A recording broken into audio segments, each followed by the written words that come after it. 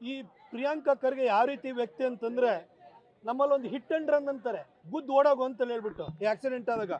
ಈ Priyanka ಖರ್ಗೆದು spit and run ಅಂತ, ಉಗಿದು ಓಡೋಗಂಥದ್ದು. ಆತ ಹಿಂದೆ ಇದ್ದಾಗ್ಲೂ ಕೂಡ PSI ಹಗರಣ ನನ್ನ ಹತ್ರ ದಾಖಲೆ ಇದೆ. ಎಲ್ಲಪ್ಪ ದಾಖಲೆ ಕೊಟ್ರೇನ್ರಿ? ನಿಮ್ಮ ಸರ್ಕಾರ ಬಂದು 1.5 ವರ್ಷ ಆಯಿತು. ಒಂದು ಹಗರಣದ ಬಗ್ಗೆ ಯಾರು ತನಿಖೆ ಮಾಡಿದ್ರೇನ್ರಿ? ಇದೇ ಪ್ರಿಯಾಂಕಾ ಖರ್ಗೆ ಬಿಟ್ಕಾಯಿನ್ ಹಗರಣ ಅಂತ ನಿಮ್ಮದೇ ಸರ್ಕಾರ ಬಂದಿದೆ. ಬಿಟ್ಕಾಯಿನ್ ಹಗರಣದ ಬಗ್ಗೆ ಏನು ಮಾಡಿದ್ರಿ? ಇವಾಗ ಅವರ PS ಹೆಸರು ಬರೆದು ಬಿಟ್ಟು ಯಾರೋ ಸೂಸೈಡ್ ಮಾಡ್ಕೊಂಡ್ರೆ ಸಾಕ್ಷ್ಯ ಕೊಡಿ ಅಂತ ಕೇಳ್ತೀರಿ. ನೀವಿಷ್ಟು ಆರೋಪ ಮಾಡಿದ್ರಿ, ಸಾಕ್ಷ್ಯ ಕೊಟ್ರ? ಆಯಿತು, ಸುಳ್ಳು ಹೇಳ್ಕೊಂಡೆ ಅಧಿಕಾರಕ್ಕೆ ಬಂದಾಯಿತು. 40% ಬಗ್ಗೆ ಇವತ್ತರೆಗೂ ಆದರೂ ಒಂದು ದಾಖಲೆ ಸಿಕ್ಕಿದೆಯಾ? ಇವತ್ತು ಇಡೀ ರಾಜ್ಯವನ್ನು ಲೂಟಿ ಮಾಡ್ತಾ ಇರುವಂಥವ್ರು ಇವರು. ಈ ಪ್ರಿಯಾಂಕಾ ಖರ್ಗೆನ ರಾಜ್ಯ ಜನತೆಗೆ ಗೊತ್ತಾಗಿದೆ. ಆತ ಈ ಉಗಿದು ಓಡೋಗುವಂಥ ಪ್ರವೃತ್ತಿಯನ್ನು ಅವರು ರೂಢಿ ಮಾಡ್ಕೊಂಡ್ಬಿಟ್ಟಿದ್ದಾರೆ.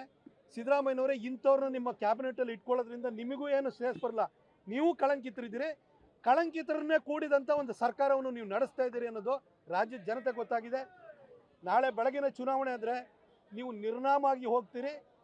ಜನತೆಯ ಅಭಿಪ್ರಾಯಕ್ಕೆ ಸ್ವಲ್ಪನಾದ್ರೂ ತಲೆಬಾಗುವಂತಹ, ಅಂಜುವಂತಹ ಕೆಲಸವನ್ನು ಮಾಡಿ ಅಂತ ನಿಮ್ಮನ್ನು ಅವ್ರನ್ನ ಕೇಳ್ಕೊಳ್ತೀವಿ.